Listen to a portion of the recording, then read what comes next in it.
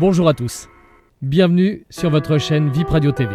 En hommage au 75e anniversaire du débarquement sur les plages de Normandie, j'ai eu envie de partager avec vous bon nombre de témoignages, de citations et surtout de preuves que l'humain reste indéfectible face à l'adversité.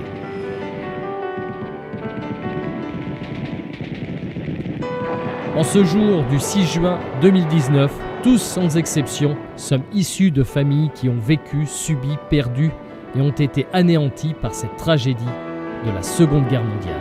On connaît tous l'histoire de ces drames internationaux qui avaient marqué nos aïeux et qui marquent encore aujourd'hui chaque citoyen du monde. Par les témoignages et les récits archivés précisément et précieusement au fur et à mesure de ces décennies passées, aujourd'hui encore, 75 ans après, le souvenir est toujours présent dans chacun des esprits. Laissez-moi vous raconter quelques-uns de ces témoignages. Récit du docteur Robert Buckley. Parmi ceux qui ont survécu au massacre d'Omaha Beach se trouve le commandant Robert Buckley, chirurgien détaché auprès de la 116e régiment d'infanterie de la 29e division d'infanterie. Ce témoignage, posté en Allemagne le 27 janvier 1945, fait suite à une question du lieutenant-colonel américain Harold A. Castle du 116e régiment d'infanterie. Après la guerre, Robert Buckley a travaillé comme chirurgien dans le privé avant de rejoindre l'équipe médicale de la Kekutan Veterans Administration Hospital. Décoré de la Bronze Star, il est mort subitement à l'âge de 52 ans en 1960. Il dit « Vous m'avez demandé ce que je sais à propos de la mort du commandant John Sour le jour J, puisque lui et moi étions dans la même péniche de débarquement. Je me souviens très clairement de ce qui s'est passé, et voici comment tout cela a eu lieu. Très tôt en ce matin du jour J, après le petit déjeuner, Big John et moi avons fini de préparer nos affaires, et comme nos couchettes étaient l'une en face de l'autre, nous nous sommes aidés à fixer le filet de camouflage sur nos casques. Lorsque l'heure est venue, nous avons grimpé sur le pont du navire, ce qui n'était pas facile ce matin-là à cause de la houle et du poids de nos sacs.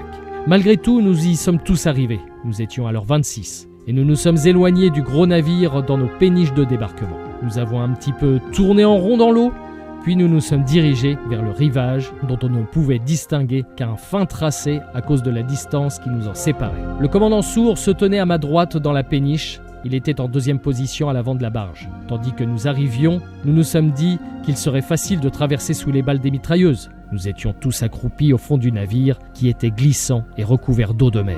Puis le bateau est resté coincé contre un obstacle de plage qui était surmonté d'une mine type Taylor Mine. Il y avait environ 80 mètres de distance entre nous et la plage. Les différentes vagues successives ont éloigné la péniche de l'obstacle qui s'est alors dirigé vers la côte, puis nous avons débarqué. J'ai jeté un coup d'œil à ma droite et j'ai pu observer Big John venir dans ma direction. Il me vit le regarder et me cria « Comment ça va, Toubib ?» Après avoir atteint un muret étroit qui nous permettait d'être plus ou moins à couvert, j'ai regardé l'affreux paysage en direction de la mer.